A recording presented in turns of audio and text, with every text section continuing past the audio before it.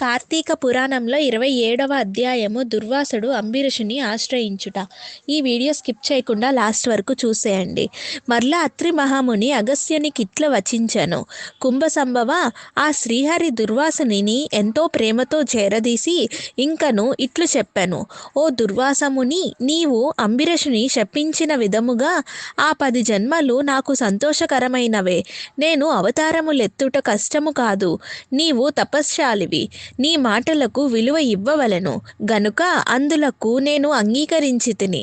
బ్రాహ్మణుల మాట తప్పకుండట నా కర్తవ్యము. నీవు అంబరీషుని ఇంట భుజింపక వచ్చినందులకు అతడు చింతక్రాంతుడై బ్రాహ్మణ పరివృత్తుడై ప్రాయోపవేశమోనర్పణించినాడు.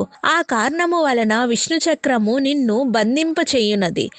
ప్రజారక్షణమే రాజధర్మము గాని ప్రజాపీడనము గాదు. ఒక బ్రాహ్మణుడు దుష్టుడైనచో వానిని జ్ఞానులకు బ్రాహ్మణులే శిక్షింపవలెను.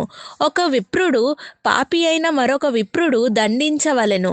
దానర్భమునములు ధరించి మూర్ఖుడై యుద్ధమునకు వచ్చిన బ్రాహ్మణుని తప్ప మరెవరిని ఎప్పుడు దండించకూడదు. బ్రాహ్మణ యువకుని దండించుట కంటే పాతకము లేదు. విప్రుని హింసించవాడును హింసింప చెయ్యువాడును బ్రాహ్మణ హంతకులకి న్యాయశాస్త్రములను ఘోషించుచున్నవి.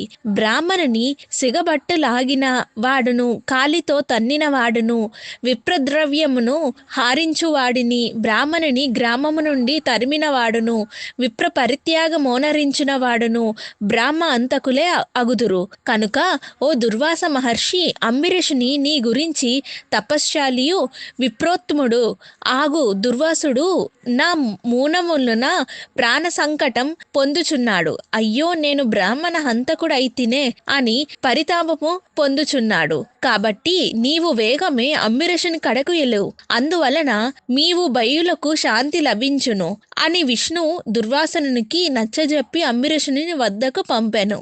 ఇట్లు స్కంద పురాణ తర్గత వశిష్ఠ ప్రోక్త కార్తీక మహత్య మండలి 27వ అధ్యాయము 27వ రోజు పారాయణం సమాప్తం.